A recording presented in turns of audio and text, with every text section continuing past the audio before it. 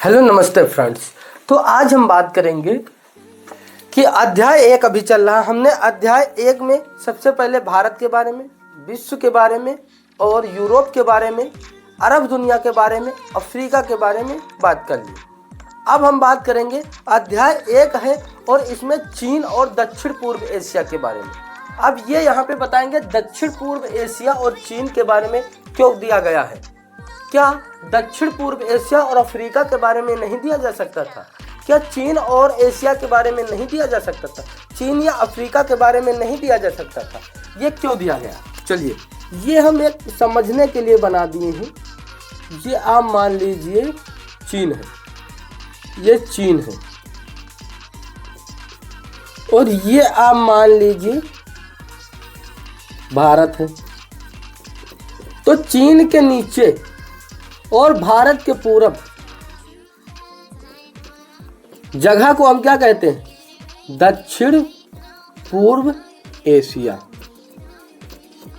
इसीलिए चीन और दक्षिण पूर्व एशिया को दिया गया।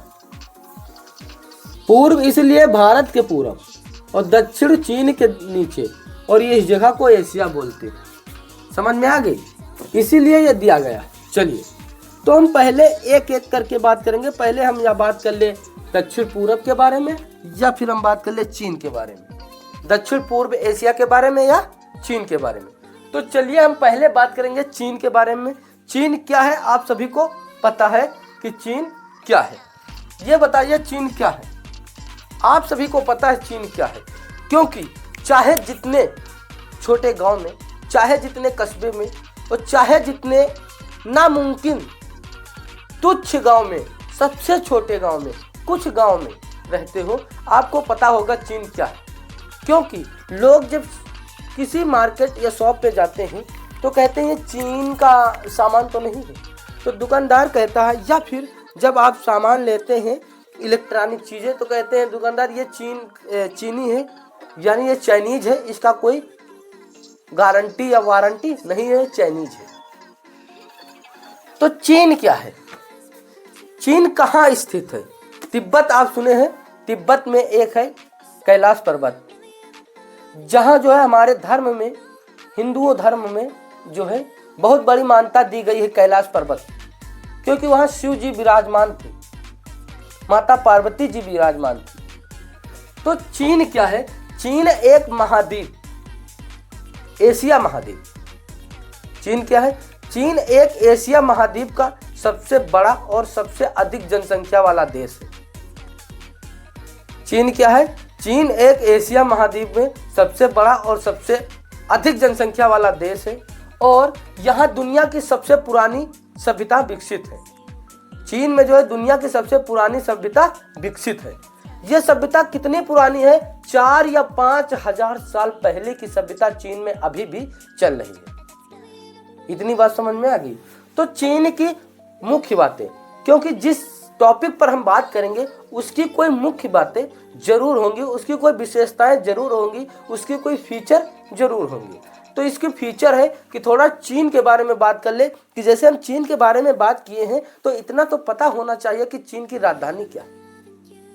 चीन की राजधानी बीजिंग थी, यानी बीजिंग थी। और वहां नदियां कौन सी हैं? पर्ल नदी, जुजियांग नदी जिसे बोलते हैं, और जो है वहाँ पीली नदी और यांगतजी नदी, और इसे भी यांगतजी नदी जो है इसे हम यांगतजी नदी के नाम से भी जानते हैं। यहाँ की भाषा जो है चीनी है, चीन की भाषा चीनी, अरब की भाषा अरबी, तो चीन की भाषा चीनी है। यहाँ जो मुद्रा है, जैसे अमेरिका में डॉलर होता है, वहाँ यहाँ युआन है। और हम बात करें कि प्राचीन सभ्यता जो है कितनी पुरानी है, तो प्राचीन सभ्यता जो है चीन की ये 4-5 हजार साल पुरानी। चीन के बारे में डिटेल में बात हो गई। अब हम चीन जो है इतिहास में क्यों प्रसिद्ध है? भूगोल में, संस्कृत में, हिंदी में नहीं दिया गया है ज़्यादातर। ये इतिहास में क्यों पूछा जाता है, क्यों प्रसिद्ध है? ये इसलिए प्रसिद्ध है कि वहाँ से जो है लोग बारूद लाते थे युद्ध करने के लिए, किसी दुश्मन को उड़ाने के लिए, भस्म करने के लिए जो है बारूद लाया जाता था। लोग बम से उड़ा देते हैं आजकल, तो जो बम से उड़ाते थे, जो बम बनता था वो बारूद का बनता है। वो बारूद कहाँ से लाया जाता था? वो बारूद जो है पहले जो है चीन से आता था, और कागज का निर्माण चीन ने किया, छपाई का निर्माण आविष्कार चीन ने किया, इसीलिए चीन फेमस है। और बात करें हम रेशम मार्ग से व्यापार, चीन का जो व्यापार था वो रेशम मार्ग से था, और शक्तिशाली राजवंश थे, इसीलिए इतिहास में फेमस है। अफ्रीका भी फेमस है।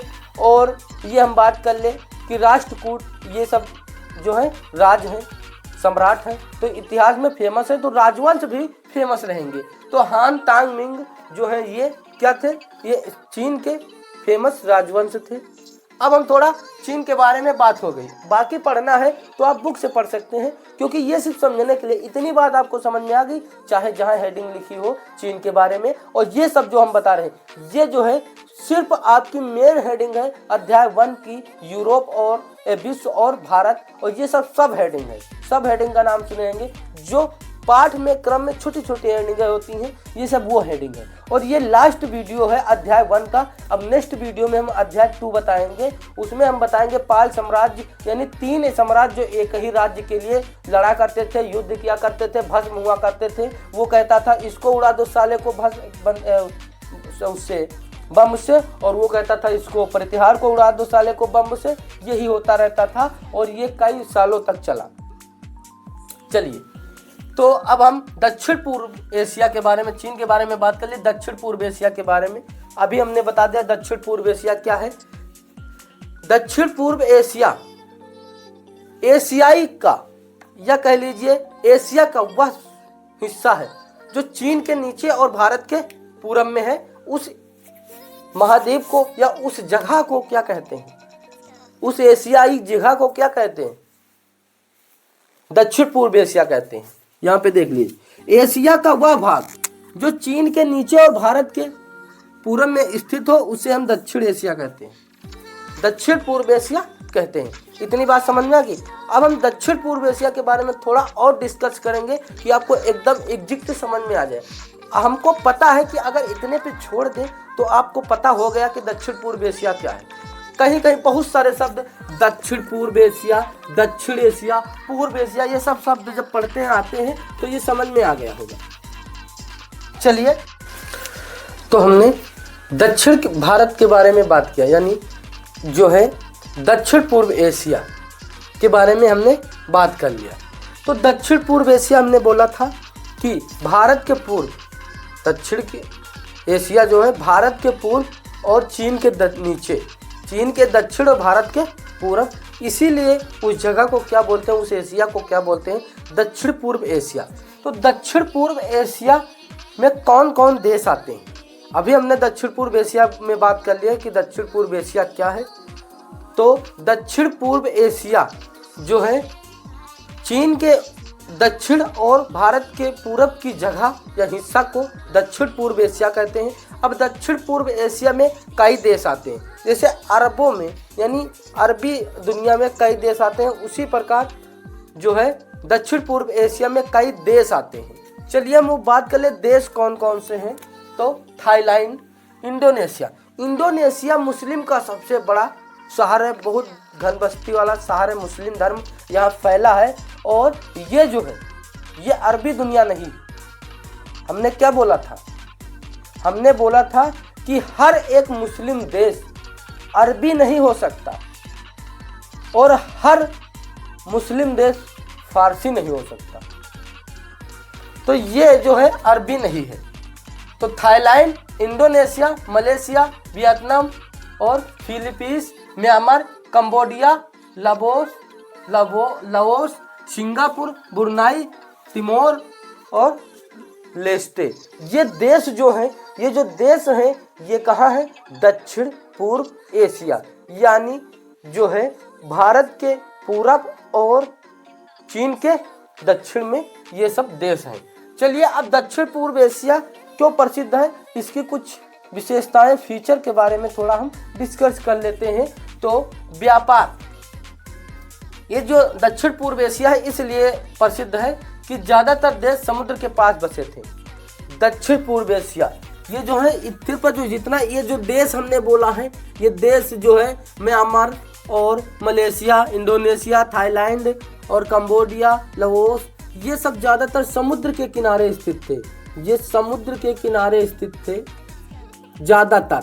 सिंगापुर और कंबोडिया, ये सब ये समुद्र मान लीजिए, और ये समुद्र के किनारे, और लाओस, और बात कर ले मलेशिया, इंडोनेशिया, ये सब ज़्यादातर देश समुद्र के किनारे बसे थे, इसीलिए ये फेमस है। तो अगर हम बात कर ले कि दक्षिण पूर्व एशिया में जो देश हैं ज़्यादातर कहाँ बसे हैं, तो समुद्र के किनारे। जब यहाँ समुद्र के किनारे हैं तो गर्मी भी होगी, बारिश भी होगा। तो गर्म और बारिश वाला मौसम, यहाँ पे जो मौसम है वो गर्म और बारिश वाला मौसम होगा। और बात कर ले, यहाँ जो है ज़्यादातर खेती की जाती है, जिसकी पैदावारी ज़्यादा होती है वो चावल। समुद्र के किनारा पानी ज़्यादा होता है, इसलिए वहाँ चावल की पैदावार ज़्यादा होती है। तो चावल की पैदावारी होती है। मसाले, रबड़, नारियल, मछली का व्यापार जो है दक्षिण पूर्व एशिया से प्रसिद्ध था। क्या क्या था वहाँ? मौसम जो है गर्म और बारिश होती थी, चावल वहाँ पैदा होता था, और व्यापार था मसाले का, रबड़ का, नारियल का और मछली का व्यापार, क्योंकि समुद्र का किनारा है तो मछली का व्यापार होना आवश्यक है, तय था। अब चीन के बारे में और दक्षिण पूर्व एशिया में संबंध क्या थे? चीन और दक्षिण पूर्व एशिया दे तो दिए हैं, इसका संबंध था तभी तो दिया होगा। तो इसका संबंध क्या है इसको देख लीजिए। इसका आपसी कोई मैटर जरूर रहा होगा। तो चलिए इसका आपसी मैटर देखें क्या होता है। विषय पर ध्यान दीजिए और संबंध। व्यापार, चीन जो है जब व्यापार करता था तो चीन जो है साउथ ईस्ट यानी दक्षिण और पूरब में जो है दक्षिण पूरब एशिया में अपना जो है सामान भेजता था। क्या करता था? सामान भेजता था। चीन जो है व्यापार करता था, तो व्यापार में जो चीन है, ये चीन जो है साउथ एशिया यानी साउथ और ईस्ट, दक्षिण और पूरब एशिया में अपना सामान भेजता था। संस्कृति क्या थी? बौद्ध धर्म चीन से ही दक्षिण पूर्व एशिया, साउथ ईस्ट में एशिया में फैला या पहुंचा। समुद्री रास्ता व्यापार का था। जो चीन का जो व्यापार था वो समुद्री रास्ते से था। चीन का व्यापार समुद्री रास्ते था। जो व्यापार जो है चीन से दक्षिण पूर्व एशिया में आता था वो समुद्री रास्ते से आता था। और युद्ध जो है कई बार नियंत्रण के लिए युद्ध हुए। जो युद्ध हुआ दक्षिण पूर्व एशिया में नियंत्रण के लिए। चलिए, चीन एशिया की सबसे पुरानी सभ्यताओं में से एक है। चीन जो है एशिया ये जो हम जहाँ रहते हैं एशिया है, तो चीन जो है एशिया की सबसे पुरानी सभ्यताओं में से एक है। समुद्र व्यापार जो था वहाँ समुद्र से था और पैदावार चावल की थी। वहाँ समुद्र के व्यापार के लिए और चावल के लिए वो जो है दक्षिण पूर्व एशिया और चीन जो है काफ़ी प्रसिद्ध थे। और यही उनका आपसी मैटर था। यही दोनों का, दक्षिण पूर्व एशिया का और चीन का आपसी मैटर यही था। इतनी बात आप लोगों को समझ में आ गया। चलिए अब हम नेक्स्ट वीडियो में बात करेंगे